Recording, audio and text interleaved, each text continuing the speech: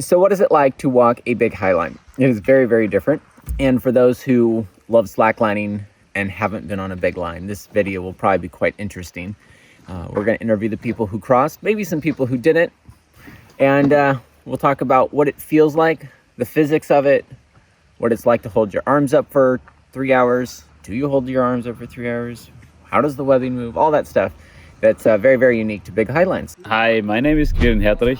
I am 27 years old from Germany, Bavaria, and I'm just on my way back home through Sweden. We're driving home from Lapporten, where we had a 2,130 kilometer Highline up that I crossed 4 times, sent 2 times, so 2 out of those 4 times I did not fall during my crossing. Do you hold your arms up the whole time? So when it comes to physical training on a Highline, first of all, I train a lot because it gives me speed and it gives me safety. One important part of that physical training is the arms and the upper core, so the shoulder belt. I don't hold them for 3 hours like that. That's stupid, and that would cost too much energy. So I regularly let one arm down and I move it a little bit to loosen it a little bit and to get fresh blood in there. I do the regular breaks and I tell myself that it helps.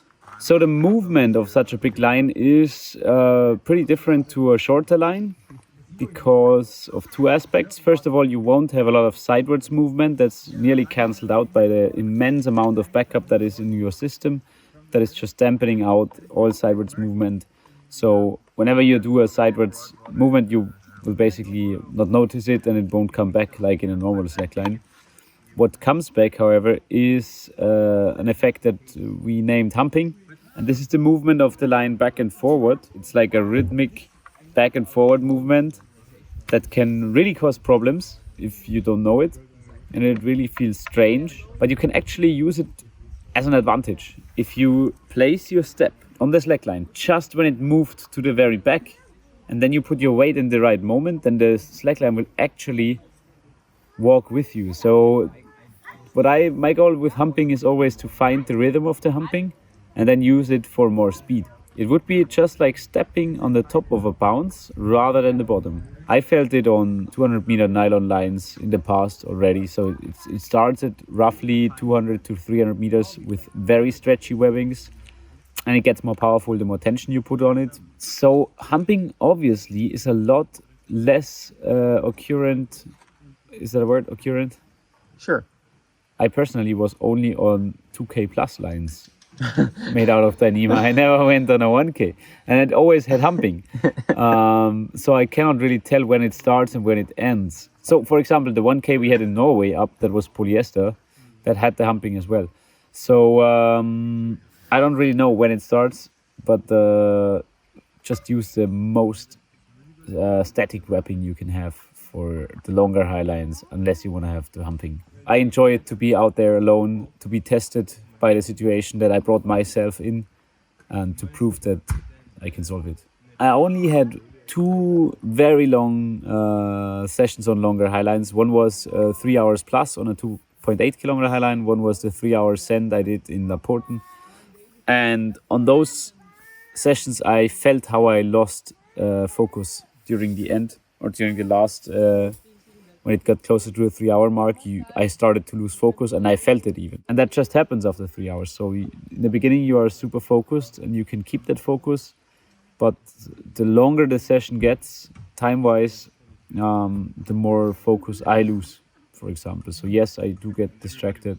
I cried a tiny little bit when I got off the line, but I was just crying because I was feeling so sad for the other guys that they can now not get the first ascent anymore. So that was my only reason to maybe cry a little tiny bit. Yeah, very happy that I did the full man ascent on this one.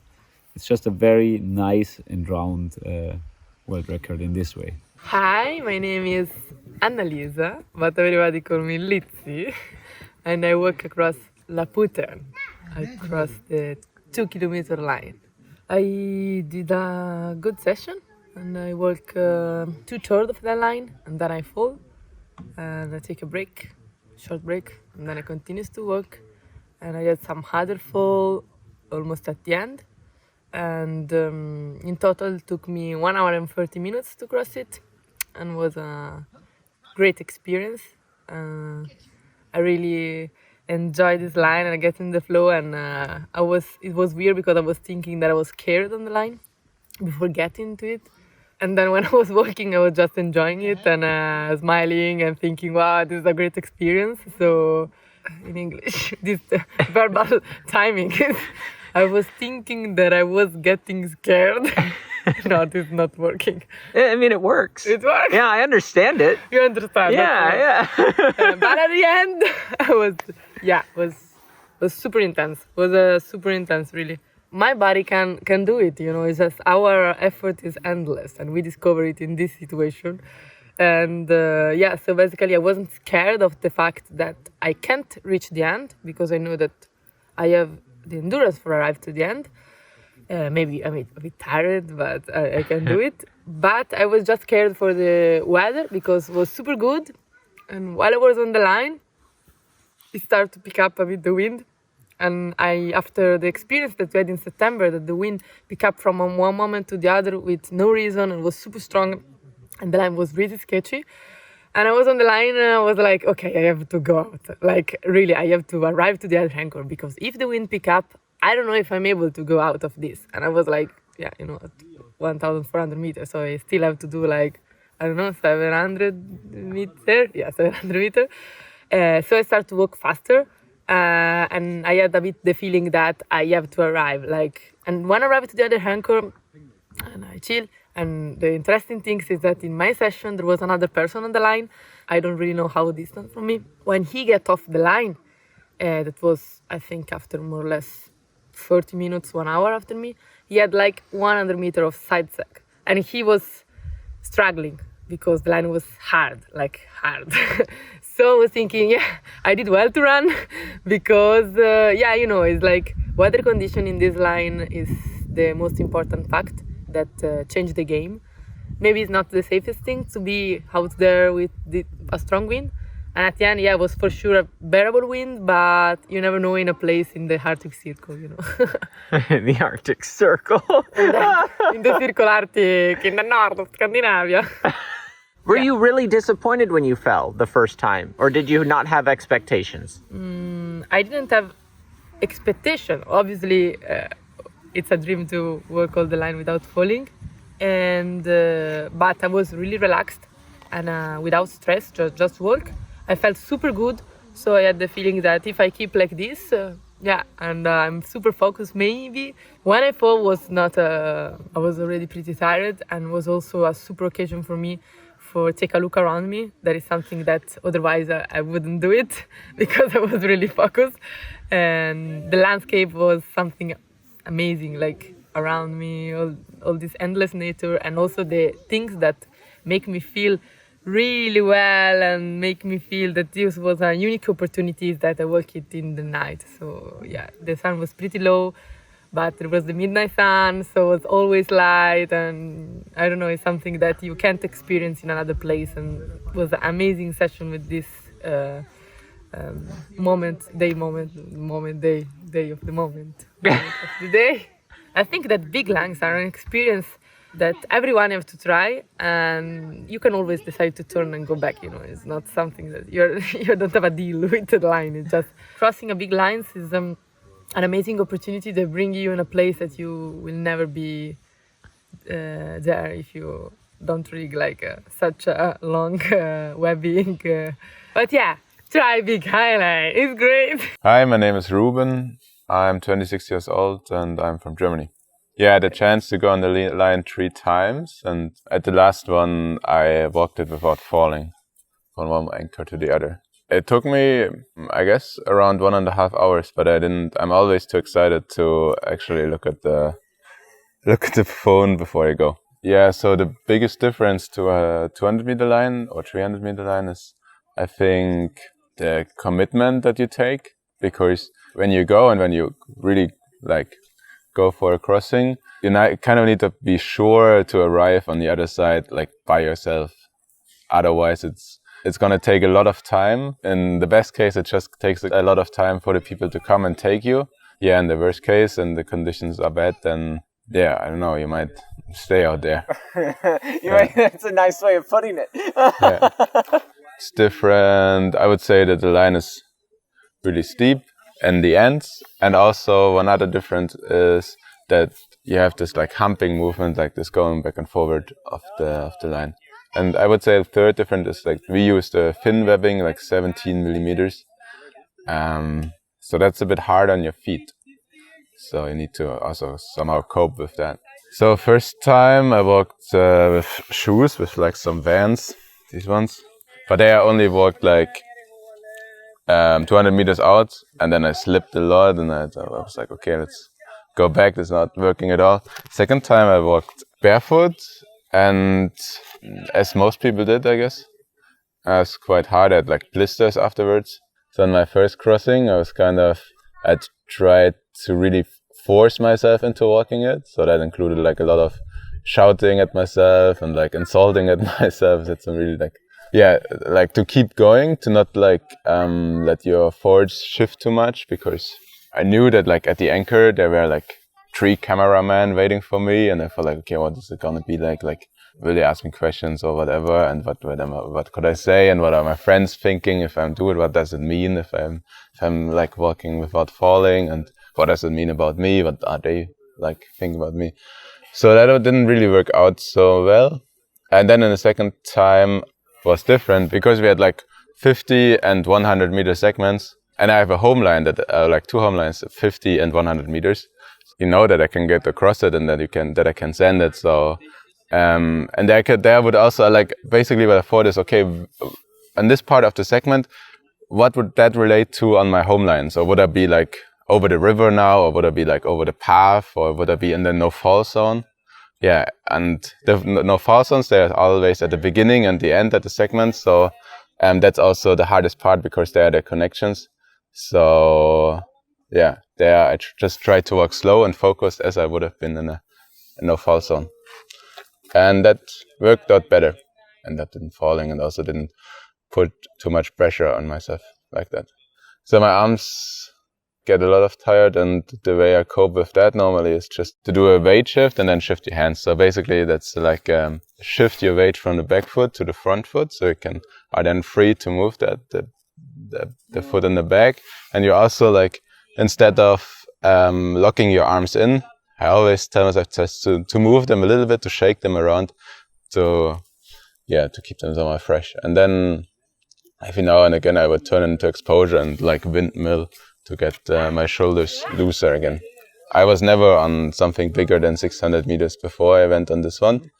It's not something that is only left for a small group of like super talented athletes. It's mostly being there at the right time with the right people. My name is David, and I'm 39 years old, from Sweden, and I love to do big highlines, and been planning the Lapporten project for more than a year. Yeah, the first thing is to get the permits and to get some kind of indication of budget, and then of course to get the people together who are stoked about doing, crazy project, rigging a wind tunnel. What makes Lapporten hard is that, it's first of all far out in the mountain, so you have to get your stuff there, and then it's it's a long high line, over 2 kilometers, and it's high as well, so that makes it challenging to rig and also to rescue someone if shit goes bad.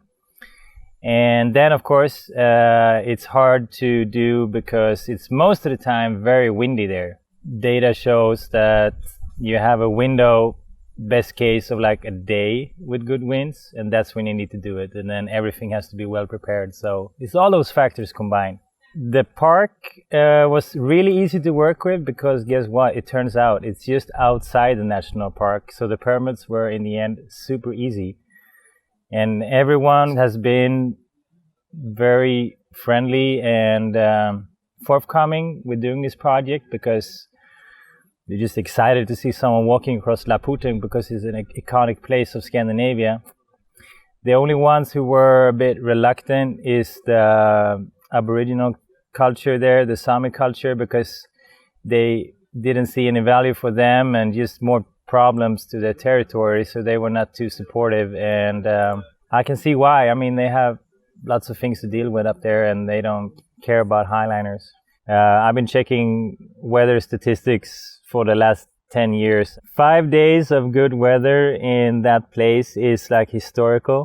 It's unbelievable. Like, people up there have never experienced that week of heat and high pressure and low winds. So super fortunate. It was a good investment to pay off those weather gods.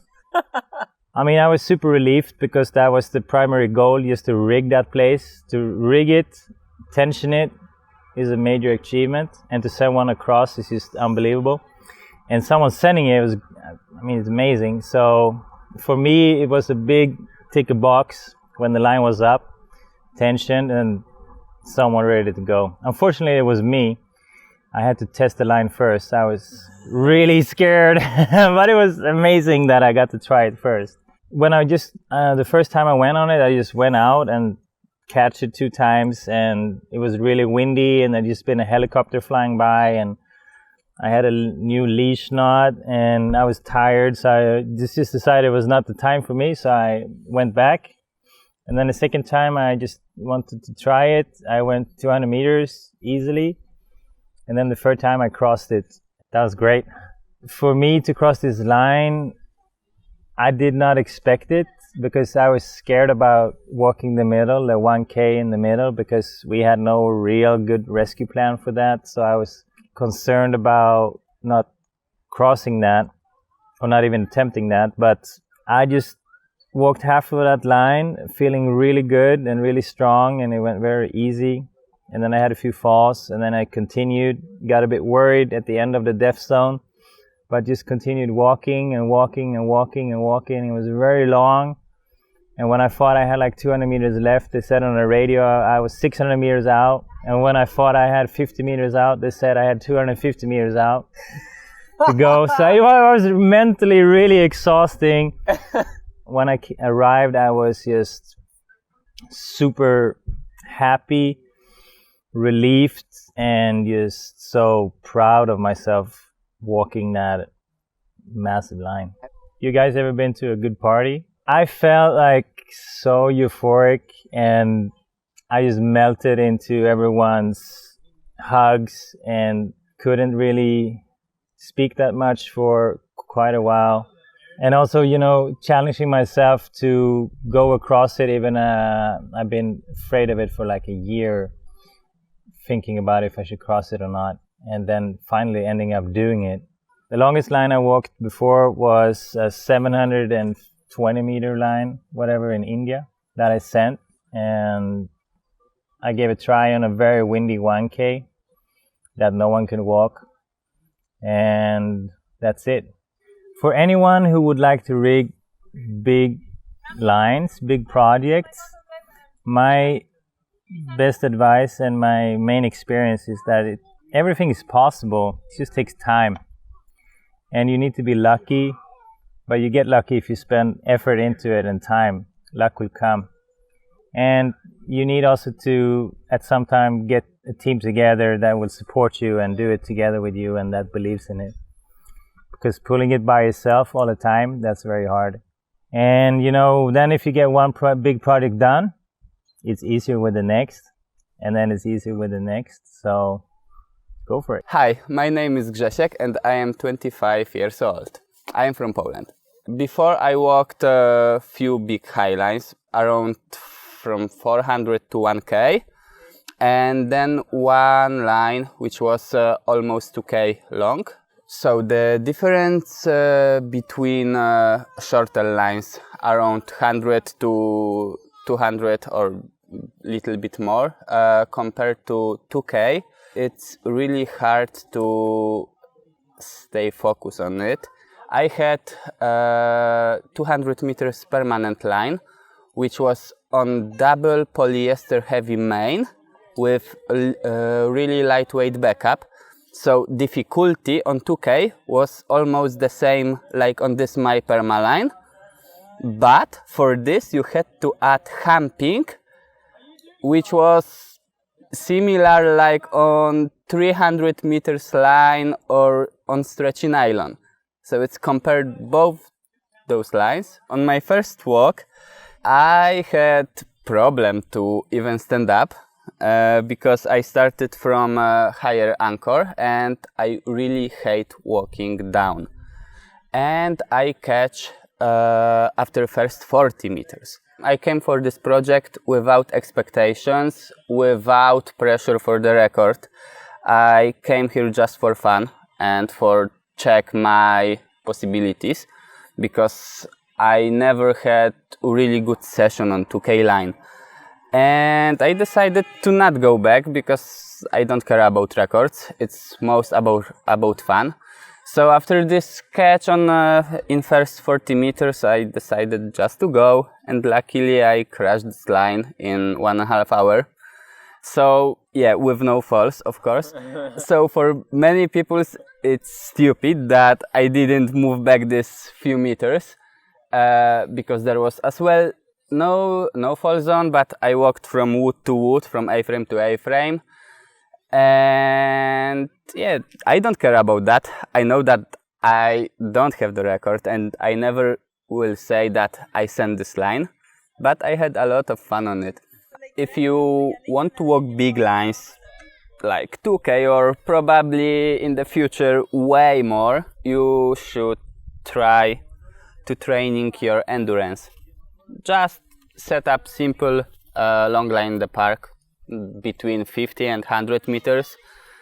Don't make it easy, keep it hard and try walk as much as you can with going to the anchor without sitting, just turn back and go again and again, like as many as you can.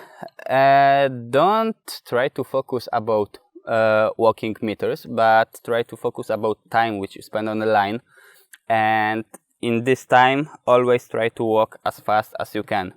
As faster you are, then less time you spend on the big line.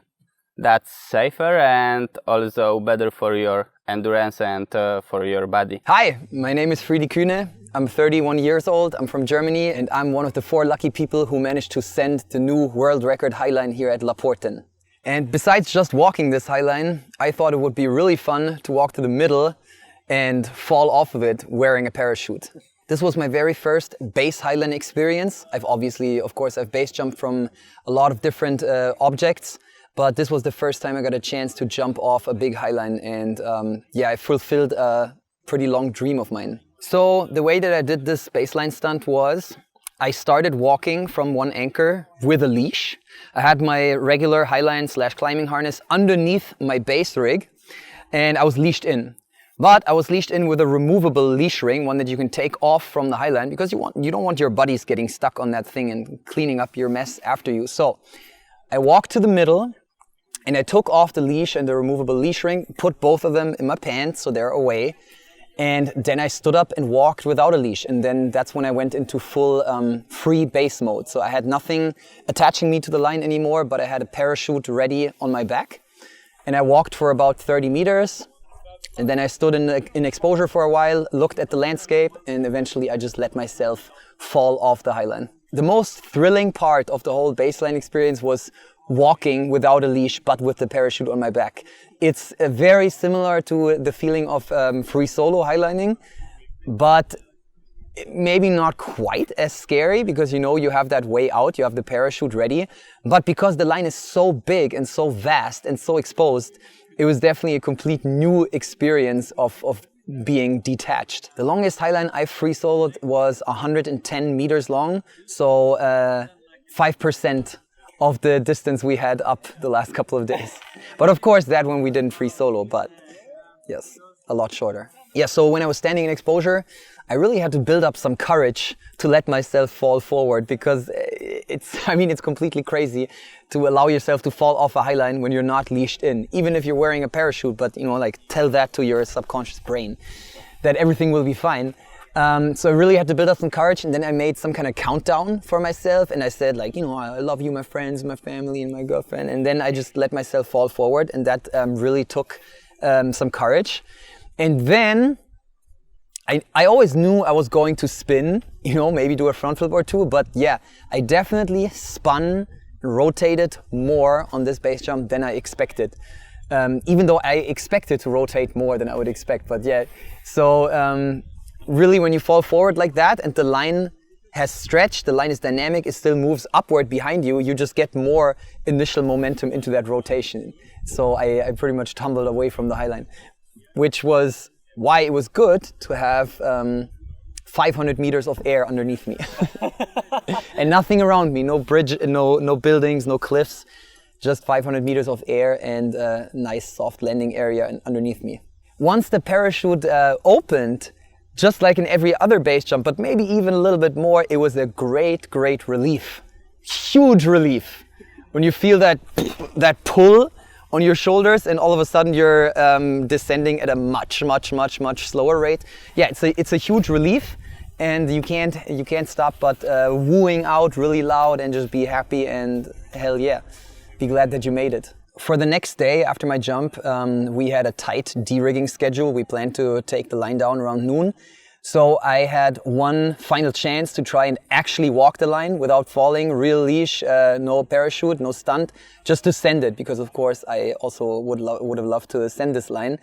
And then I tied in the morning and walked across and sent quicker than I expected. I walked the whole line without falling in 1 hour, 21 minutes. The second fastest, just a little bit slower than Lucas. And yeah, so just before de-rigging, it turned into a quadruple world record. And I was extremely happy. And looking back, I don't know which of the two experiences made me happier. The baselining or descending of this new world record Highline, I'm not quite sure. I'm super grateful that I got the chances to do both. Nobody would have ever expected that 4 people would walk across it within 2 days. It was just a dream, like far in the distance, kind of foggy dream. I had no idea when I was going to get a chance to baseline. I thought maybe it would take 5 years, maybe I'll never do it. I don't know, it was a dream, but it seemed super distant. And then this year, everything just came together and it happened a lot earlier than I thought. And I tried to make the best out of it, and I survived and had so much fun and such an incredible experience. And so did all the other people who worked on this project and crossed the line and played on the line. So yeah, don't have doubts, just go for it. I'm Luca Seifert. I'm a professional slackliner from Germany, 33 years old, and I'm currently in Sweden because we set up the world's longest slackline, a 2,130 meter long slackline over the world famous spot Lapporten in close to Abisko, and I was very fortunate to be also one of the guys walking it. I did not only walk it, I really also handstanded it, because that was kind of my real goal. But I think what it is all about is that I also sent the line. I walked it without falling in quite a good pace for myself, like 1 hour and 10 minutes. So that was definitely a fun walk. So the previous world record I also did in Asbestos 2 years ago. It was a 2 kilometer line. I walked in like 58 minutes. So compared to that, I was probably walking quite slow here in Abisko. But the line was also a little more challenging, way higher than in Asbestos in the mine. And for sure a way more beautiful spot and the logical line to do. When I get on a big Highline, I honestly feel quite scared these days, and it also is part of the reason why I walk fast, because I want to limit the time I'm spending in that space, because I think it is one of the more dangerous things I do. Even if we are leashed in, there are big factors making the whole thing dangerous, which is mostly the weather. So by walking quick and fast over the line, I definitely try to minimize my risk exposure. And yeah, it also just is a space where we humans don't belong, and you feel that while you're out there, which is beautiful to experience, but it is also quite scary to experience, because you're completely on your own. There's no one out there to help you, and yeah, you just walk and walk and walk, and you're still like out there in nothingness. So it's pretty crazy, it's pretty cool, but it is also pretty scary to me. My best advice for a mental strategy to walk, and especially to send long Highlines, will be to kind of cheat yourself constantly. I mean, when I get on a line like this, I try to not look at the very end, because you obviously don't see that either, but I just try to focus on the next section. I just tell myself I'm just going to walk 50 meters and I'm just going to see how it feels, how it goes. And then I constantly kind of try to tell myself that this is still training. So while I'm training for a line like this, I picture myself being on the line. And while I'm actually walking the line, I kind of picture myself being in training. So that way I basically just tell myself there's no consequence of failing. It's just another training walk, and I'll just like walk and see what's happening. Eventually there's a part of the line when you cross the middle and you slowly start to realize that there is a real chance of sending, and that might be your only chance, obviously. Then pressure starts to build up and it starts to get a little more difficult to cheat yourself out of this pressure. And at some point you just have to face it. But at that point, I'm already confident enough because I've walked so much of the line that I can actually finish it off, that I just tell myself I'm not going to fall in the end because I already managed so much of this line and I'm in total control with a lot of resources left because I walk fast. I mean, I know I can walk 3 hours, no problem. But if I manage to get to the end in 1 hour, I have basically like 2 hours of energy left to spend on whatever challenges come ahead. It's crazy where the sport has like come and what we can actually do, because we can set up slacklines like this not only in like very accessible places, but we start to do it now in like real mountain ranges, and that is even more inspiring to me because it just is the place where slacklines belong, in my opinion. Hi. I'm Cesare, I'm from Italy, and I came a long way to rig this Lapporten 2K project, on which I stepped on 2 times. The first one, I just was super overwhelmed, super scared. Not about the height, not about the rigging. The scary part was just looking on the fire anchor and just not seeing anything. So yeah, the first time I just shit out my pants, I think. And so yeah, I decided to go on for a second run. The second run, I really liked to walk it. I just walked I think that was 100 or 150 maximum, I don't know, meters. And yeah, it felt like a doable thing. So the more doable was for my mind, the more scared I was to do it, because it's long. It's long. It's just infinite. So yeah, the longest I walked was 700 meters.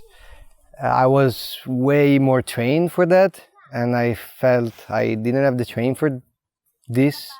I would have loved to walk it. I didn't.